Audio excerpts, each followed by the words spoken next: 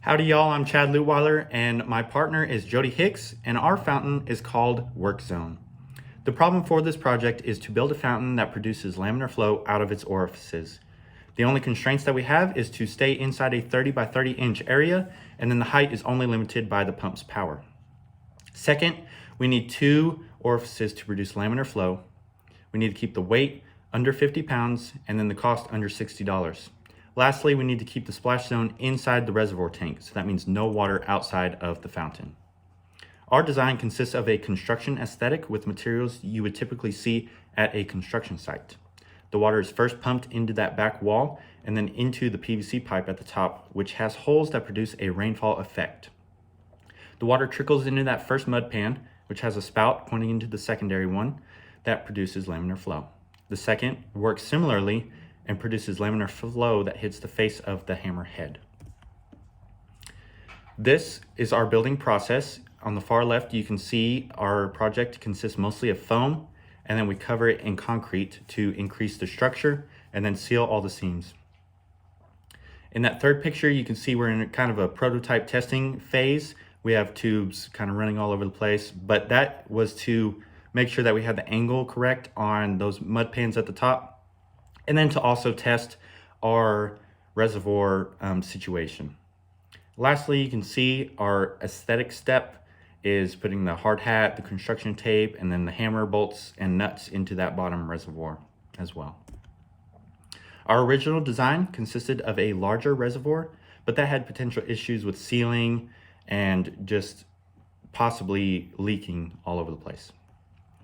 We also wanted larger diameter hoses and orifices to allow for a larger flow rate to create a bigger laminar flow, but we just couldn't get enough head out of the pump to produce enough water to keep the head high in each of the mud pans to consistently produce laminar flow.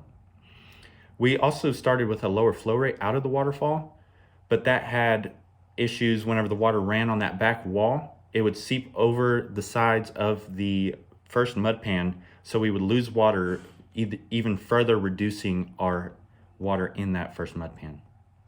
And lastly, we wanted a hammer face splash plate, but that was just simply, we didn't have enough water pressure and head to produce a good dome effect on the hammer head, so we shied away from that in our final design. And we also went with a smaller reservoir in the bottom, and that just made containment easier. And then we also have a secondary reservoir out of that larger original reservoir, so no leaking. We also went with smaller orifices to produce laminar flow more consistently, and then it also allows water to be built up in those mud pans. We also increased the flow rate from the waterfall to shoot directly into that first mud pan, which just allows for that first one to build up much faster, producing laminar flow quicker. And then lastly, we changed the aesthetics to allow for the design changes, such as that hammerhead. We're no longer splashing water onto that hammerhead because it just didn't work the way we wanted to. We also put a hole in the top PVC pipe to allow for air to escape from that PVC pipe and allow more water in there. For our fountain calculations, I saw for the theoretical part before we started building it. And the way we designed our fountain, we were going to have like the same mass flow rate in as we did coming out, like having the same orifices and flow rate coming in, coming out. So we solved for the Reynolds number at the very top of our fountain, so that by the time it came out, it would be the same. So our top orifice, our Reynolds number was 552.045, so well below the laminar range. And then our bottom orifice, after it slid on the plastic and slowed down a little bit, it was going to be 382.534. Our major head loss we calculated for was going to be 0.1456 meters. And our minor, because we only anticipated on having 190-degree elbow, was going to be 9.9 millimeters. When we ran our experiment, we found out that out of our top orifice, the Reynolds number for that was 780.55. And then for the bottom orifice that we're observing is 762.46.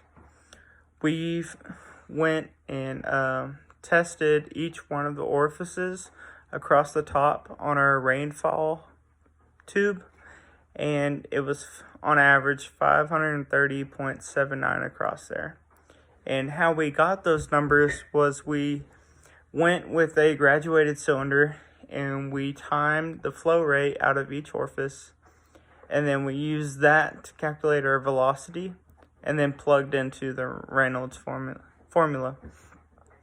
We figured out that our major head loss out of the length of the pipe for a 22-inch pipe was 0.126 meters. And our minor head loss, because we had to add a union at the bottom because our hose wasn't long enough, ended up being 1.2 millimeters. Our cost analysis: our fountain is made out of foam, concrete, duct tape. We had 3 mud pans, screws, tubing, and PVC pipe. So after the percentages that we used, our total cost was $33.66. So in conclusion, the fountain produces laminar flow out of the 2 orifices with the pump provided when it works right. It has a little issue with what setting it's on. Our base is 20 by 20, and it is 30 inches tall. The total weight was 33 pounds empty and about 35 pounds when we have water in it. And our total cost was under $60. The only issue about the fountain was within the pump, specifically the procedure, that because it kind of messes up every time we go to use it, you have to start it outside of the water and then put it back in so that it purges the pump basically, and it allows it to increase its overall pressure. Like, I don't know why when you start it in the water it's not as powerful as if you pick it up and set it back in. And that's about it.